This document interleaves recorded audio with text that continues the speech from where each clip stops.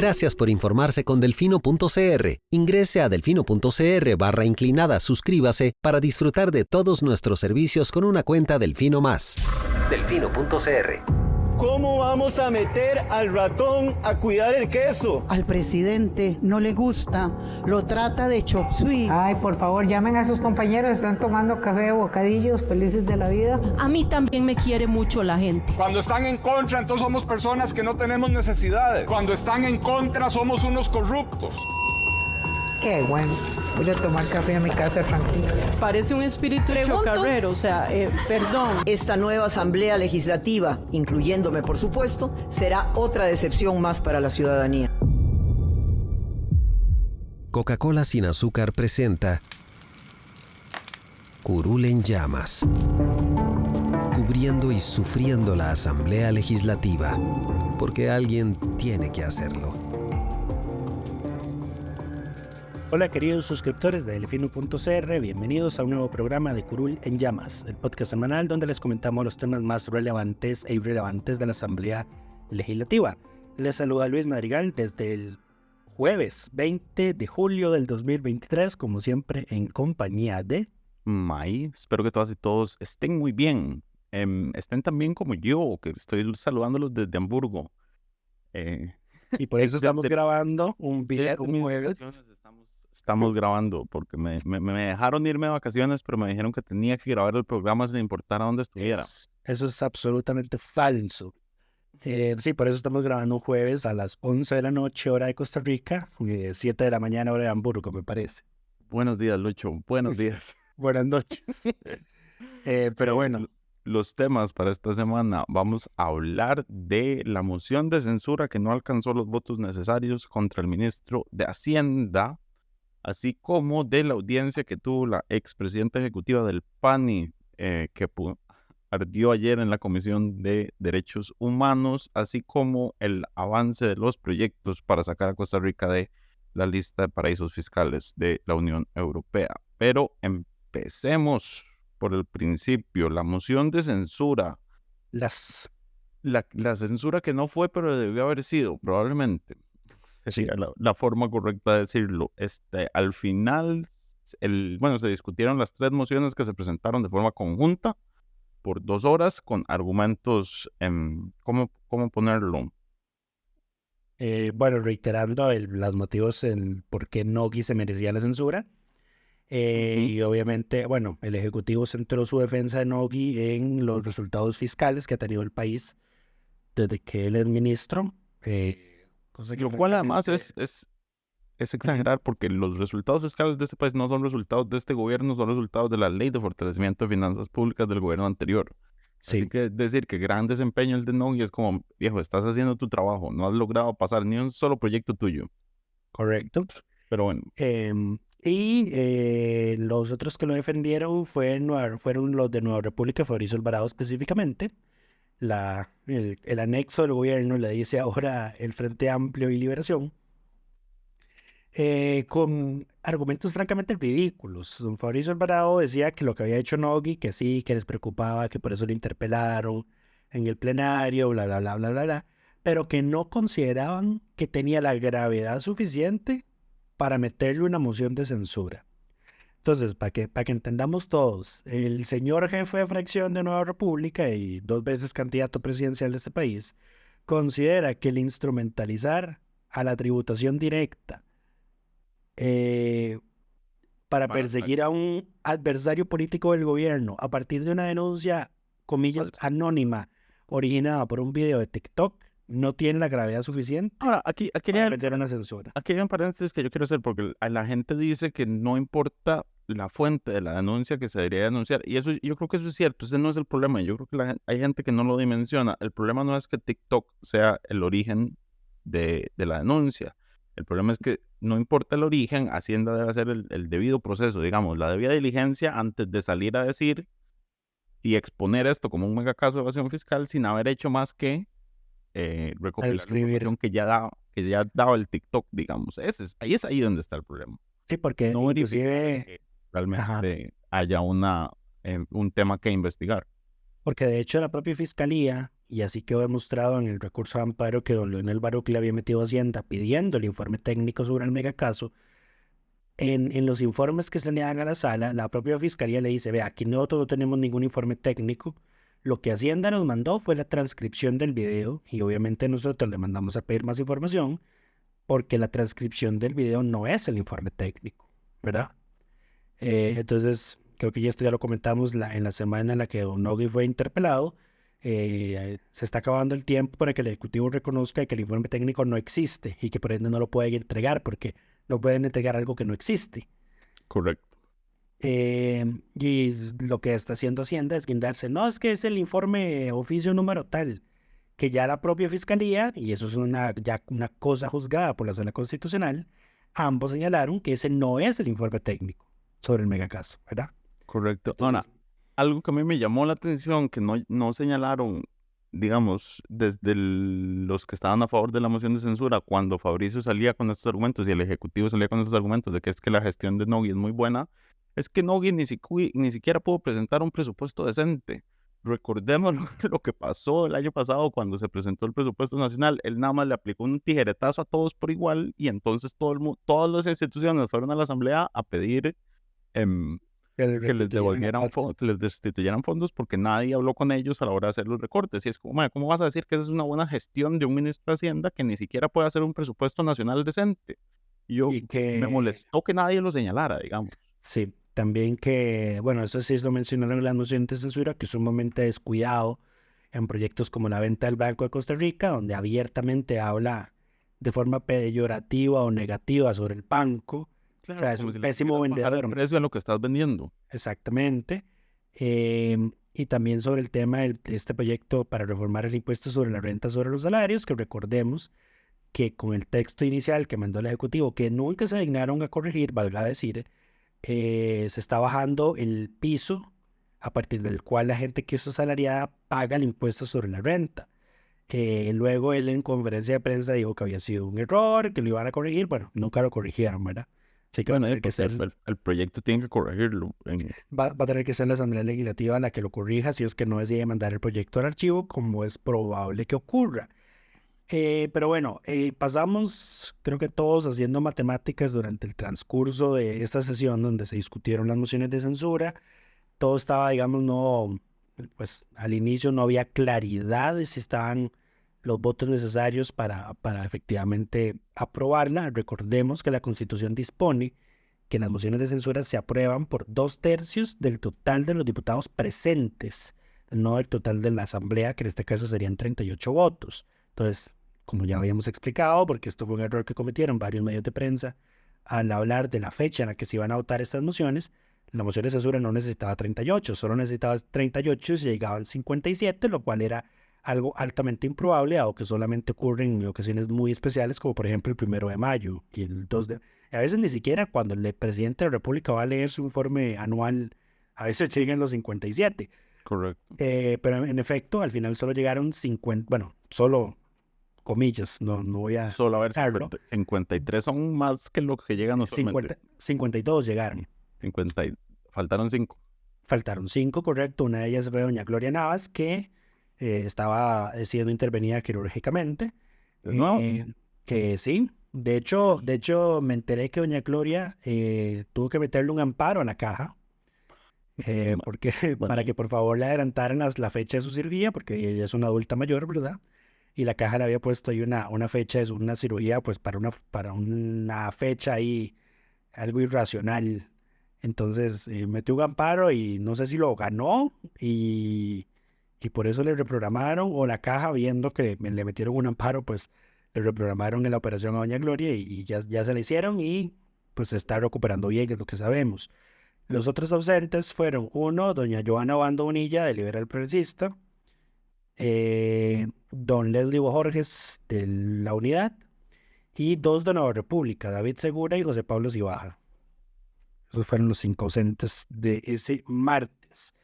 Las mociones, bueno, se fueron votando una a una después de que terminó el debate arreglado. La primera, que la presentaba Liberación con el Frente Amplio y 2 diputados del Liberal Progresista, si no me recuerdo. Correcto. en la que se cuestionaba a Nogui, uno, por la denuncia sin sustento técnico sobre el fraude fiscal, por sus declaraciones desafortunadas respecto a cerrar la Asamblea Legislativa para darle el 8% del PIB a la educación, y por negarse a girar los 27 millones de dólares del tercer desembolso del Fondo Monetario Internacional, que ya la Asamblea había aprobado para la Caja Costarricense del Seguro Social. Esa moción quedó 27-25, o sea, votaron más a favor que en contra. De hecho, así fue con las 3 mociones, pero naturalmente quedó lejos de la mayoría que se necesitaba en ese momento, con 52 presentes, que eran 35 votos a favor. Sí, Esa moción la que quedó más cerca fue la última. fue la última, correcto. La segunda moción que la presentaba... PLP, me parece. Sí, correcto. La segunda era la que la firmaba el PLP. Bueno, Katia Cambronero y Jorge Abengo del PLP. No, mentira, esa sí fue la moción del No, PLP. la segunda era la que firmó toda la bancada del PLP, excepto el líder Correcto. porque estaba fuera del país. Correcto.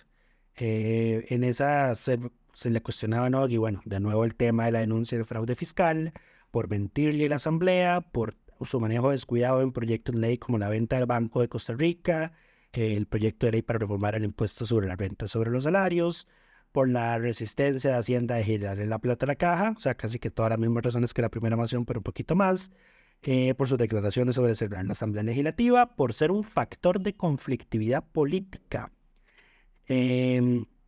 Y que le sumaron también mentirle a la Asamblea, cosa que la primera moción pues no señalaba explícitamente. Esa moción quedó 30... bueno, y también creo que le sacaron en cara que Nogui, cuando fue viceministro en el gobierno pasado, tuvo que renunciar porque una sociedad familiar estaba morosa con el pago de impuestos, entonces eso también lo incluyeron. Esa moción quedó 30-22. Lo cual, Sí. sinceramente, no venía al caso, digamos. Y de hecho fue por eso que el PUS, digamos, como que se guindó de eso para no apoyar esa moción. Eso fue lo que habían dicho en ese entonces. Entonces se quedó 30-22, le faltaron 5 votos. Y la última, que fue, digamos, como la consensuada, que logró reunir pues 2 firmas del PUS, que al final se tradujeron en 3 votos, que, digamos, sí se circunscribía a cosas que no había hecho, pues, ahora siendo ministro. El tema de la denuncia, el tema de las declaraciones de cerrar la Asamblea, por mentirle a la Asamblea, y sí, esas fueron las razones. Esa fue la que más cerca quedó, 33-19, faltaron 2 votos para aprobarse. Aquí, obviamente, quienes salvaron a Nogui fueron no solo el partido oficialista, digamos que tenía como una obligación moral de respaldarlo, pero obviamente la bancada de Nueva República, que los que estaban presentes votaron todos en contra, y el PUSC, que se quebró, y ya evidencia cuál es la división, cuáles son los 2 bandos que están dentro de la fracción, que votaron 3 a favor y 5 en contra. Los que votaron a favor fueron doña Vanessa de Paul y don Carlos Felipe García, ambos que fueron los firmantes de la moción, y el que se sumó con el voto a favor después a calladito fue don Horacio Alvarado. Correcto. Ya luego, aquí valga decir que ninguno de los diputados del PUS que votó en contra justificó el por qué. De hecho, después de que don Carlos Felipe García habló a favor de la moción de censura, le cedió el tiempo al diputado Gilberto Campos del Liberal Progresista para que él terminara de usar el tiempo de la unidad. Exactamente. Entonces ahí quedó. El PUS inclusive pues desoyó al presidente del partido, que había dicho que estaba a favor de la tercera moción de censura contra Nogui, y hasta el propio expresidente de la República, don Miguel Ángel Rodríguez, quien también había dicho que estaba a favor de que don Nogui tenía que ser censurado por lo que había hecho.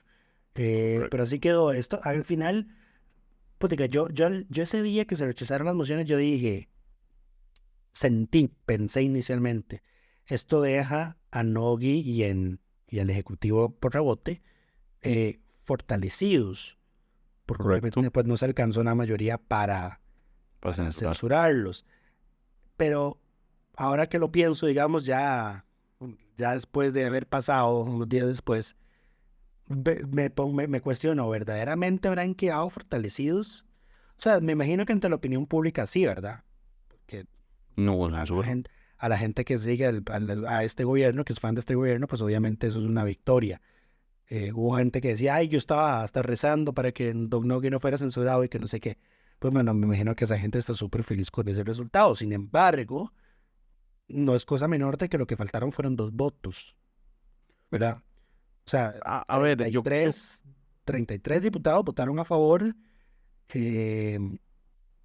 y el partido de gobierno solo pues logró sumar a Nueva República y a 5 diputados de la unidad, que en todo caso ya se saben que son súper cercanos al gobierno, porque porque son cercanos a personas que tienen puestos en el gobierno, no solo Nogui, sino el representante del BCE, don Erwin Macís, el embajador en México, don Pablo Heriberto Abarca, el embajador del Reino Unido, hasta que es tienen, don Rafa algunos de ellos hasta tienen relaciones pues personales con algunos de los jerarcas del gobierno. Y en todo caso, recordarán aquella famosa foto en la que se tomaron en el palco presidencial en el Estadio Nacional junto con el presidente de la República y algunos diputados de Nueva República. En fin, como les decía, ahí están reflejadas las 2 facciones del PUSC. Pero al final habría que ver, ¿verdad? Habría que ver si, por ejemplo, a Nogui le aplican la que le habían aplicado, creo que fue un ministro de la presidencia del PAC, que en la oposición dijo, a usted no lo vamos a seguir reconociendo como ministro en la presidencia. No. Entonces, en última instancia, pues esa persona tuvo que renunciar al cargo, ¿verdad? Porque ya es un tema de, aunque no fue que te metieron una censura, pues ya la oposición está diciendo, con vos no quiero tratar. Y en este caso, pues son 33 diputados de los que estaban presentes que dijeron, no, ya hay que censurarlo porque esto que hizo, pues fue a todas luces incorrecto, ¿verdad? Claro, pero bueno, al día siguiente estaba Nogui y ahora vamos a hablar de eso. Es incómodo porque el día siguiente Nogui pasó todo el día en la asamblea, en distintas comisiones, hablando de presupuesto, de reformas de la reforma para sacar a Costa Rica en la lista de paraísos fiscales y de otras reformas de la OCDE y demás.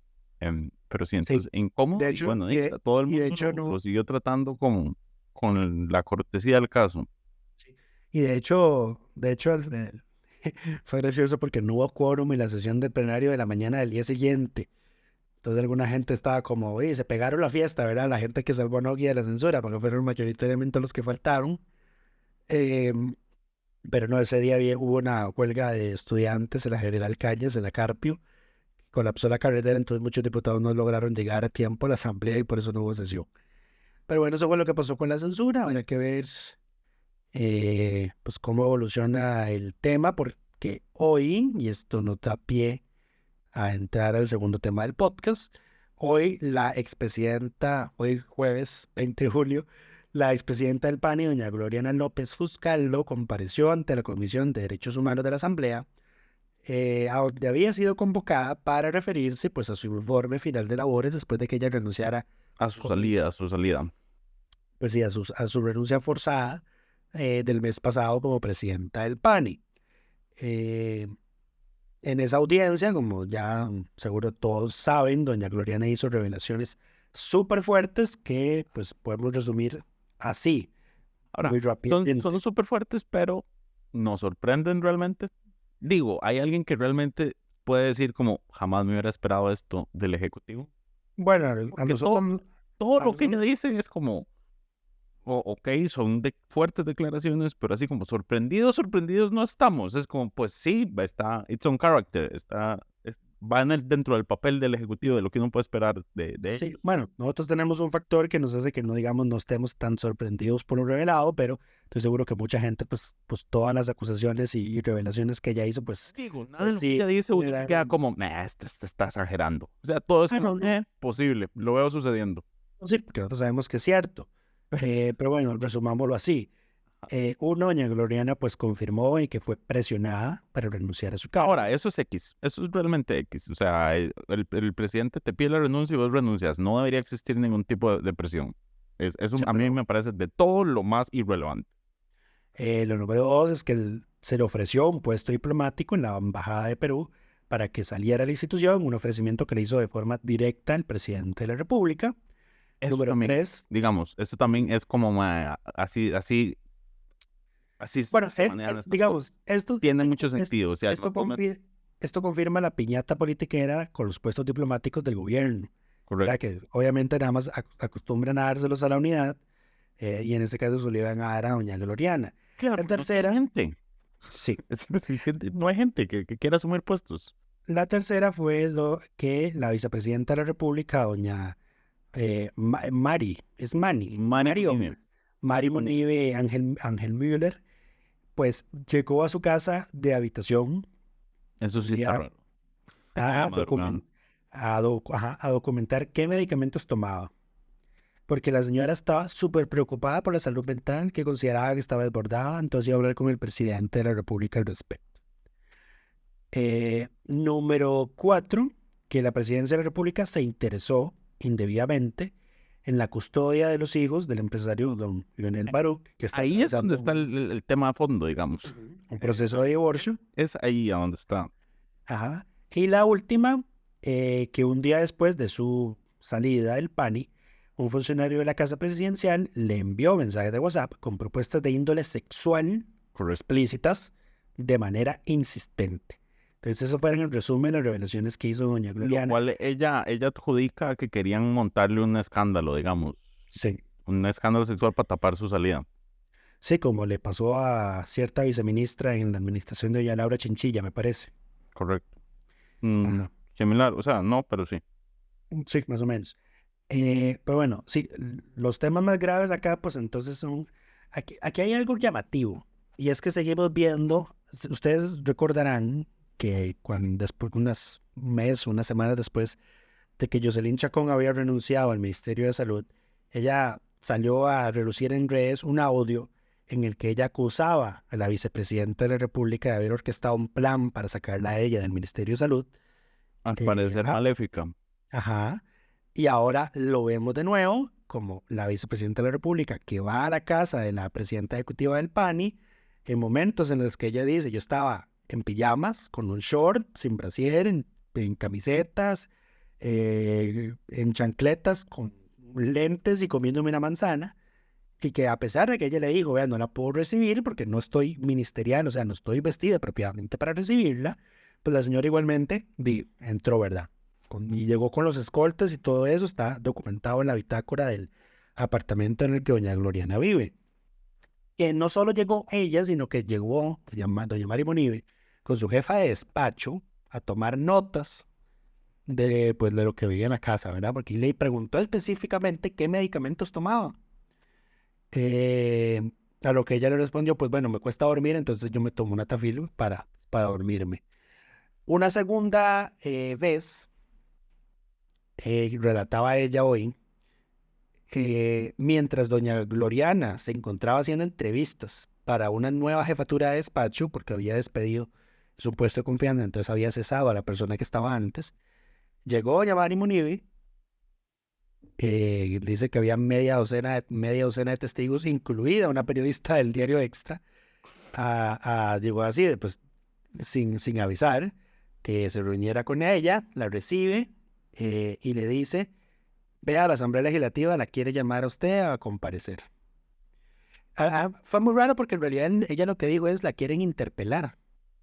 Correcto. O sea, como que la querían llevar al plenario, cosa que no es posible porque pues, doña Gloriana es presidenta ejecutiva. Aunque sea un ministro. Tenía rango de ministro. Ministros sin carteras pueden ser. Pero es un ministro de... ok, entonces bueno, ahí está el detalle entonces. Esa moción, vieras que yo nunca la vi. Me parece muy raro. Tampoco. Ya la querían llevar a derechos humanos. Exactamente. Eso es a donde terminó yendo y que... Eso fue siempre lo que se habló. No la detenían. Ajá, eso fue siempre lo que se habló, de que ella iba a ir a la comisión, donde independientemente de si estuviera o no en el cargo, ella tenía que ir. No así en el plenario. No puedes llamar a interpelar a un ministro que ya renunció, ¿verdad? Correcto. Igual que no podías censurarlo. Correcto. Pero que en todo caso ella dijo que en lugar, pues que doña Mari Monive le decía, es que usted no puede ir porque no podemos permitir que le pase lo mismo que le pasó a Jocelyn.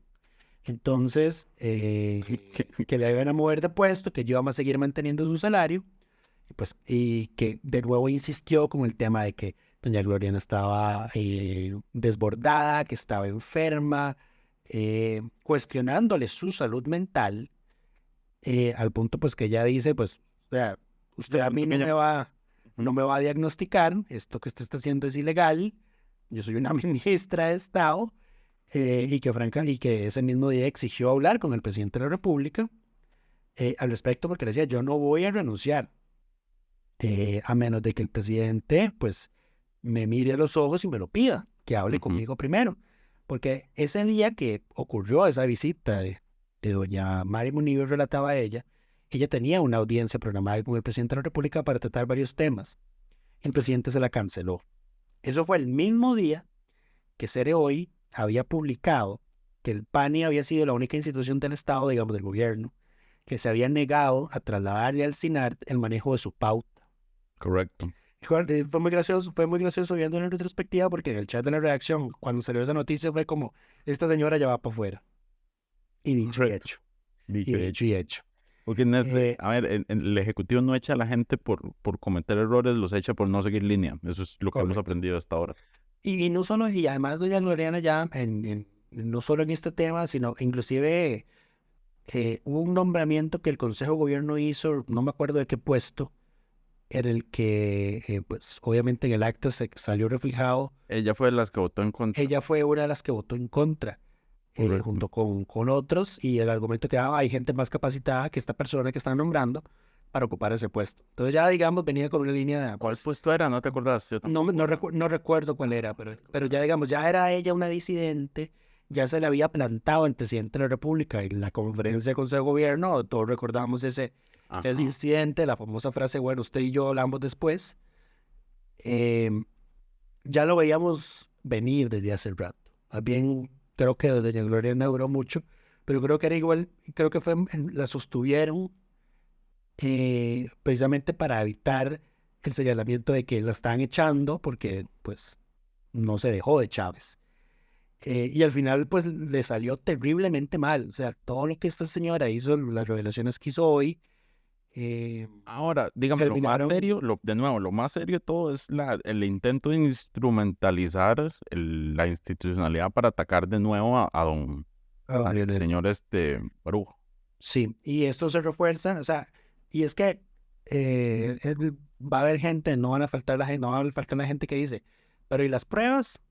Sí, las pruebas han ido saliendo poco a poco. Ahí van saliendo. Número 1, Pilar Cisneros, cuando ella dice, bueno, porque esto no lo hemos mencionado todavía, respecto al tema de lo de Baruch, lo que ella comentó que ocurrió fue que el asesor era un asesor legal del presidente de la República, que ahora es su jefe de despacho, Gabriel Aguilar, la llamó para decirle que el PANI tuviera cuidado y resolviera bien el tema de la custodia de unos chiquitos, de una X señora. Los hijos de Baruch. Le dieron el nombre y la señora resulta que es la esposa de Baruch, y entonces el expediente trata sobre los chiquitos de él. Y hubo aquí el diputado Alexander Barrantes, a quien agarraron de imprevisto, sin previo aviso. Nadie le advirtió lo que iba a pasar hoy. Lo agarraron fuera de base. Intentó normalizar eso. Hubiera llegado preparado. Sí. No podemos esperar a intentó normalizarlo diciendo, pero es que usted es una subalterna, el jefe le da órdenes a usted, que no sé qué, que no sé cuánto. Y ella, pues, logró responder muy bien cuando le dije, sí, pero hay que contextualizar las cosas. Es muy distinto el interés a una petición de ese tipo cuando versa sobre una persona con la que hay abiertamente un conflicto, como es el caso de Leonel Baruch y el presidente de la República. Cuando es un enemigo público del gobierno. Exactamente. No es comparable, como lo quiso hacer ver don Alexander, con el caso de la niña Keibri, la de Cartago. No son comparables. Sí, pedirle que se meta en ese caso no es lo mismo pedirle que se meta en este caso X, además. Empeorado por el hecho de que aquí está, digamos, creo que nadie le dio más credibilidad a todas las denuncias que hizo hoy doña Gloriana que la propia Pilar Cisneros en plenario. Porque la señora dijo que estaba orgullosa, esa fue su palabra, orgullosa de que el presidente de la República le hubiera ordenado a un subalterno suyo que le dijera a la presidenta del PANI que el tema de los hijos de Leonel Baruch había que resolverlo con cuidado. Porque era, comillas, un interés legítimo, una preocupación legítima la que tenía. Hágame el favor. Sí, está. No, a ver, es que tras de todo nadie ni siquiera lo negó. Fue como, sí, pasó. Ajá. Pero eran buenas intenciones. Ajá, sobre todo. Y todo el mundo se va a quedar como, sí, por supuesto, claro. Ahí está, número 1. Número 2, cuando la señora relata que le quitaron la vocería del PANI, ¿verdad? previo a su salida. Lo tiene por escrito, así se lo dijo el ministro de Comunicación, don Jorge Rodríguez. Tiene por escrito cuando la vicepresidenta, doña Mari Munive, le manda lo de la moción. Ajá, bueno, sí, eso está documentado, sí, está en la bitácora del departamento donde ella vive, y está obviamente, me imagino, en los registros de la Casa Presidencial, dado que llegó con escoltas. Número 2, y luego... Las visitas de la esposa de Baruch están documentadas a Casa Presidencial. Eso, exactamente, sí. Eso salió en otros medios.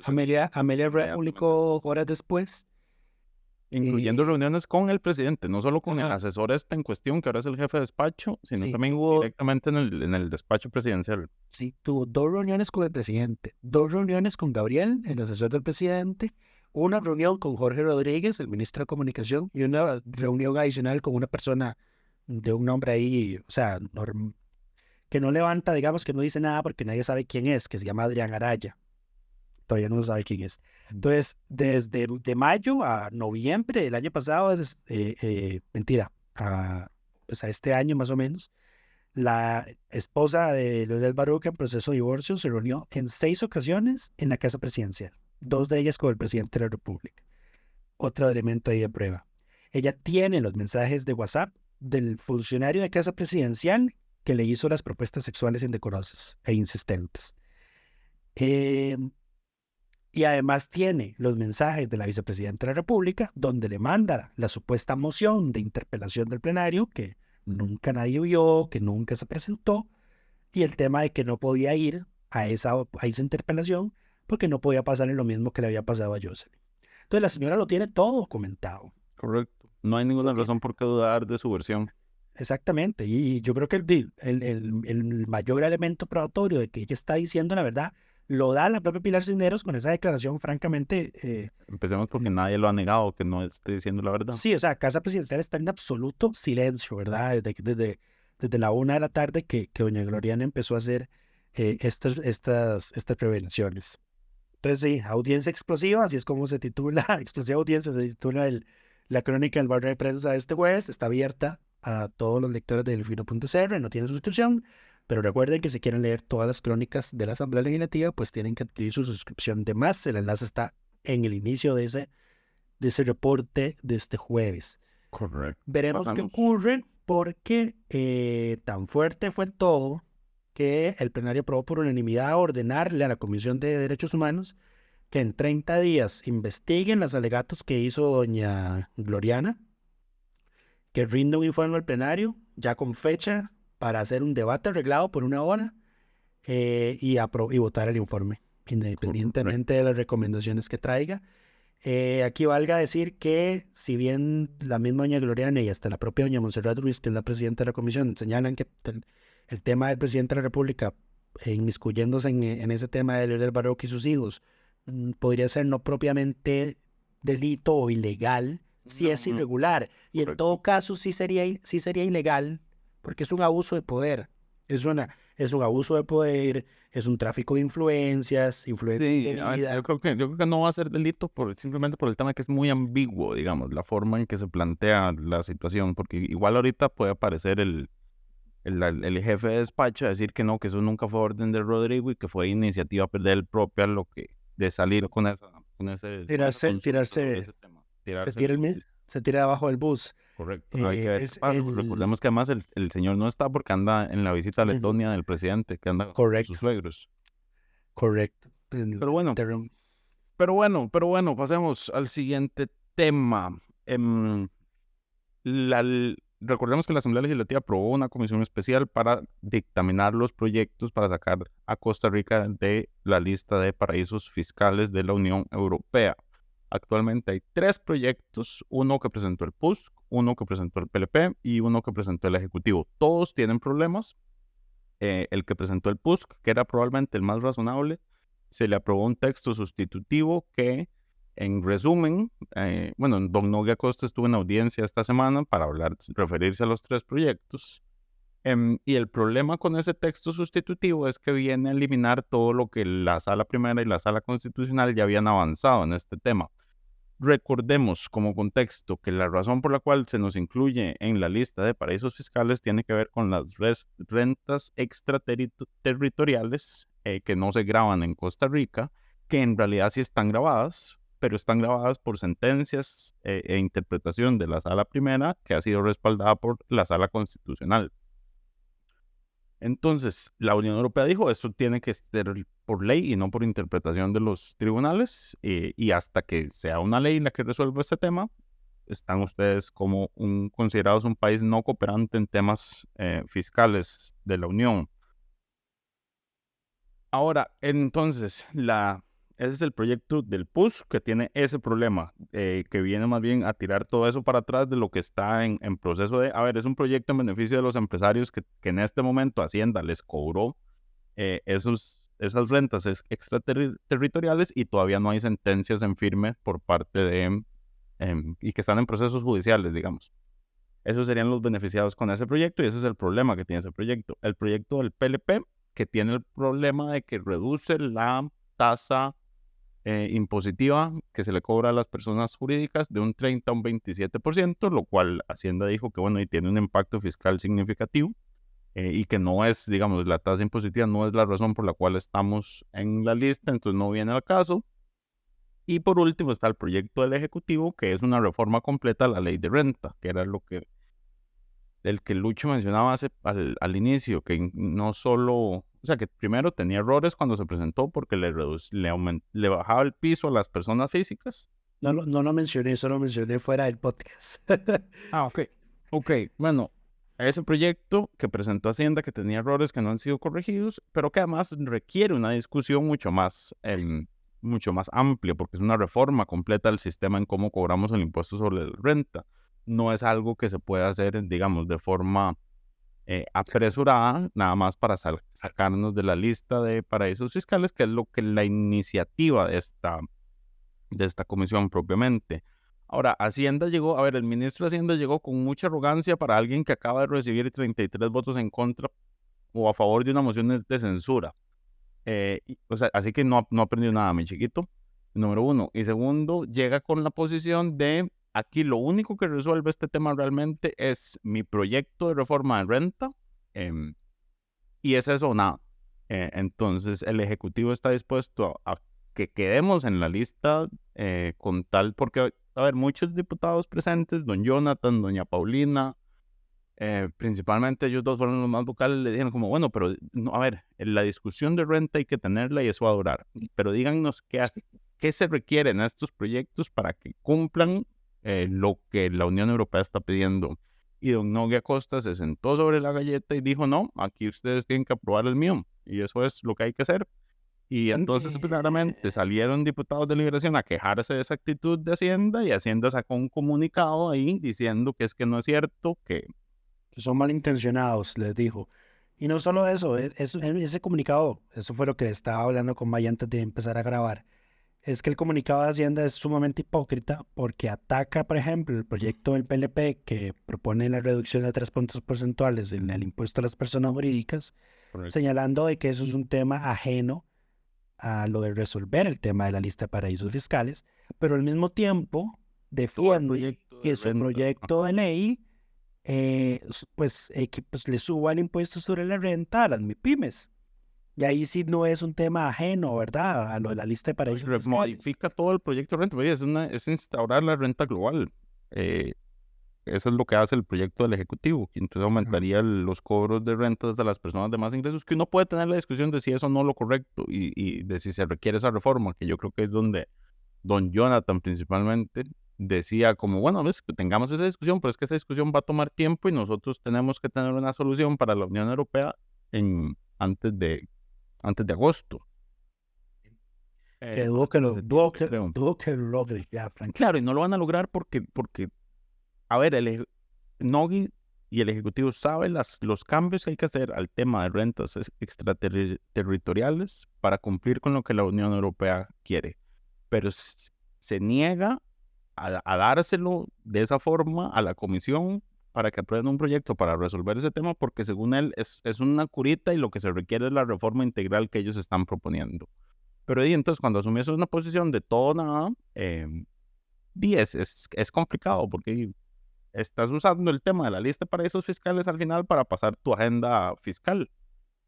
Correcto. Y lo que sí es un riesgo es que ciertamente la Comisión, porque el problema con la Unión Europea es que la Unión Europea responde únicamente al Ejecutivo porque solo trabaja con el Ejecutivo. Entonces ellos no se han pronunciado sobre los proyectos que presentaron los diputados.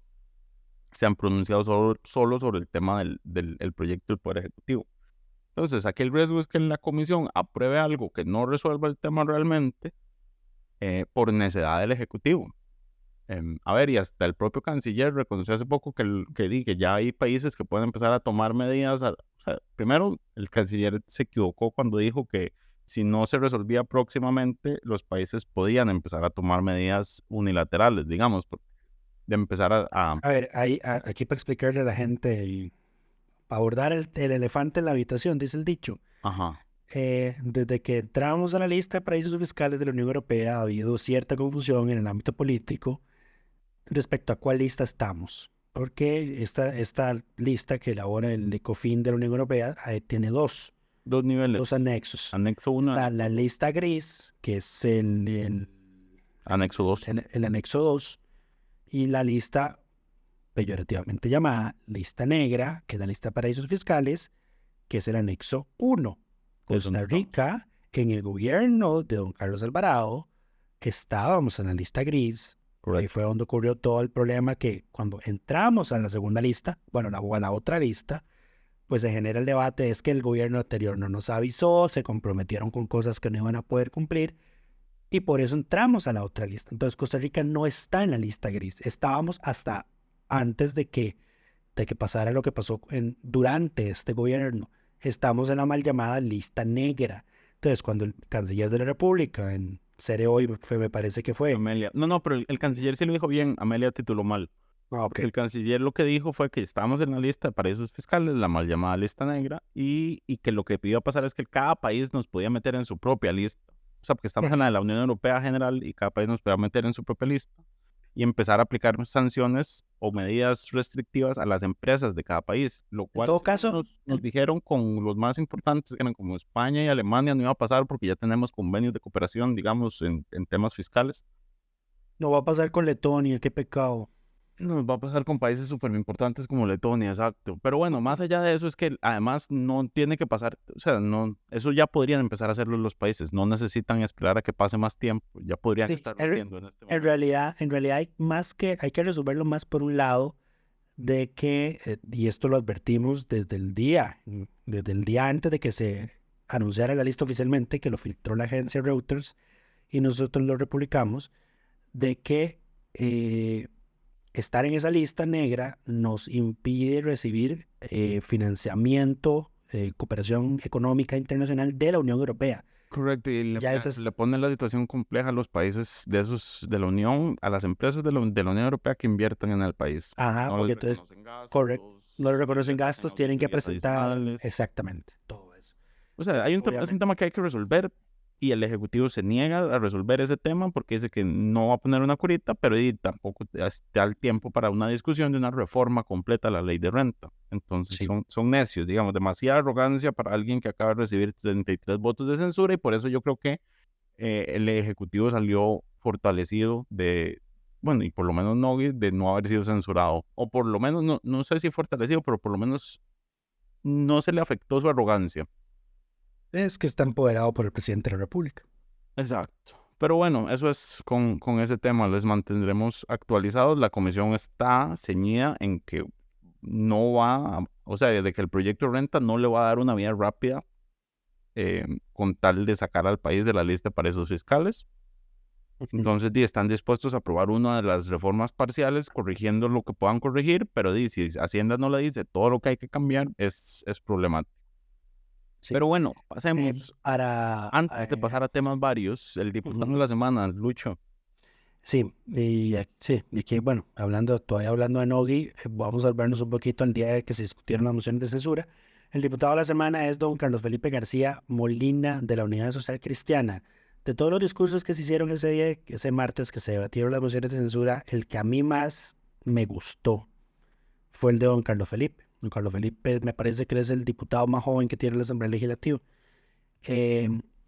porque hizo, digamos, como una respuesta directa a un diputado del oficialismo que habló de una tercera república, que en este gobierno se está generando la tercera república. Y bueno, primeramente, obviamente, don Carlos Felipe, pues se refirió al tema de que posiblemente se quedarían solos algunos diputados de la unidad votando a favor de las mociones de censura, pero que él dormía con su conciencia tranquila de que lo que iba a hacer era lo correcto para ese momento. Y don Carlos Felipe, refiriéndose a ese tema de la tercera república, pues hizo una frase ahí muy bonita que dice así: hoy escuché a un diputado o diputada decir que en esta administración se marca un antes y un después. Pero si lo que hemos visto en un año es un después, señoras y señores diputados, yo no lo quiero. No lo quiero para mi generación, ni para los hijos de ustedes, ni para los que somos jóvenes en este plenario legislativo. Si la tercera república es aceptar irregularidades, arrasar con la institucionalidad, quitar las becas, perseguir personas por cómo piensan, no cuenten conmigo.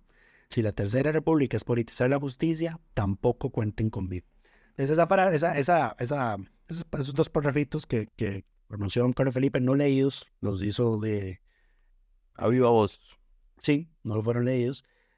Me resultaron sumamente poderosos, digamos. Entonces, quisiera destacar eso, además de que fue uno de los 3 diputados del PUS que votó a favor. Entonces, por ese motivo, don Carlos Felipe... esta semana, hoy, ayer... Hoy jueves, ayer, el jueves de esta semana, ya ni sé qué día es. El jueves de esta semana se publicó un artículo en la sección de opinión que se llama justamente ¿Hasta cuándo PUSC? ¿Hasta cuándo el PUSC? Algo así, que critica la posición justamente de la bancada ante la moción de Don Nogui, que recomiendo puedan leer en nuestra sección de teclado abierto.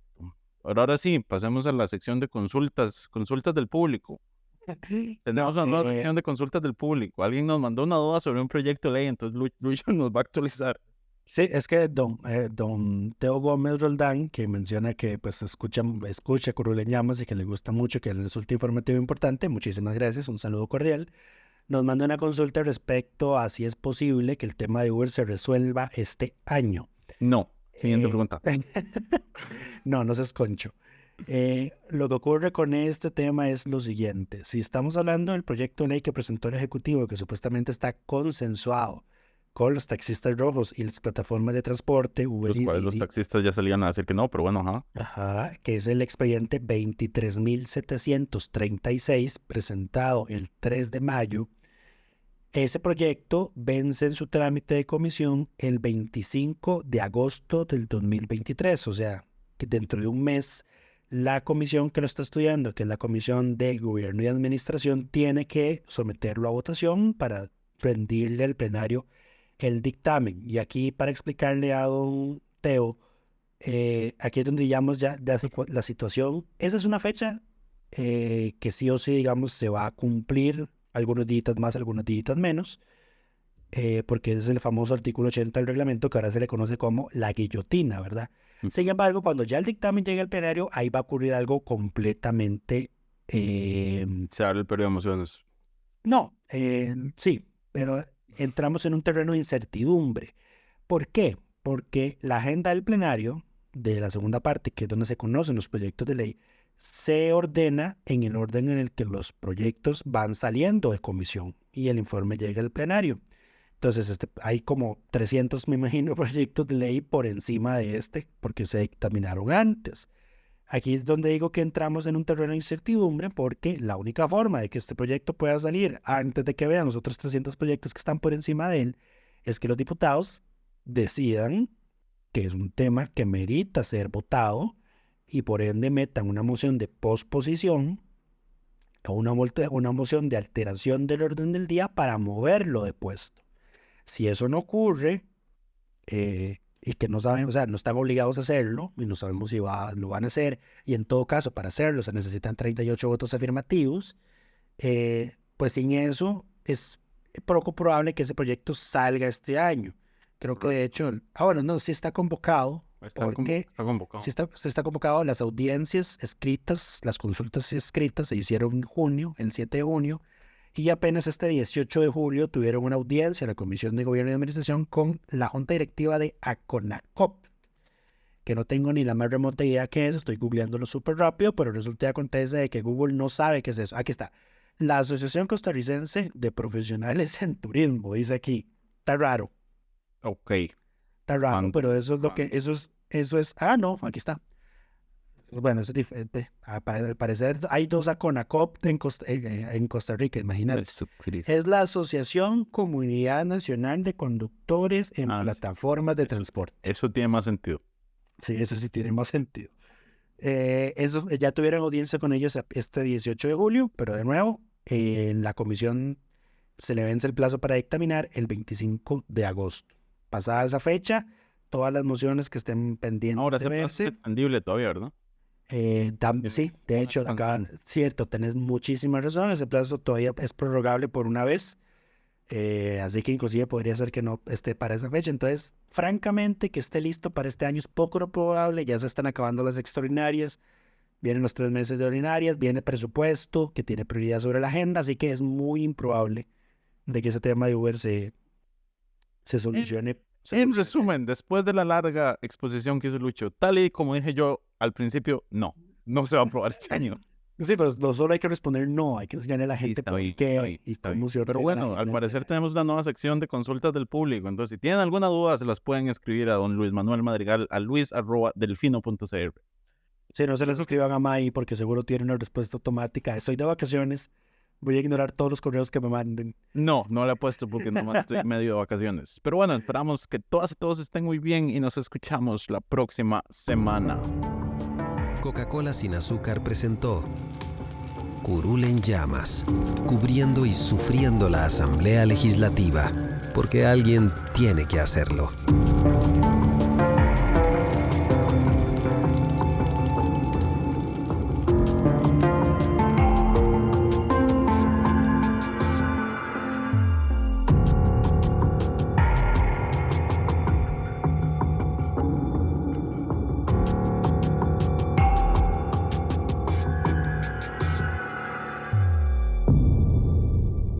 Gracias por informarse con delfino.cr. Ingrese a delfino.cr/inclinada, suscríbase para disfrutar de todos nuestros servicios con una cuenta Delfino Más. Delfino.cr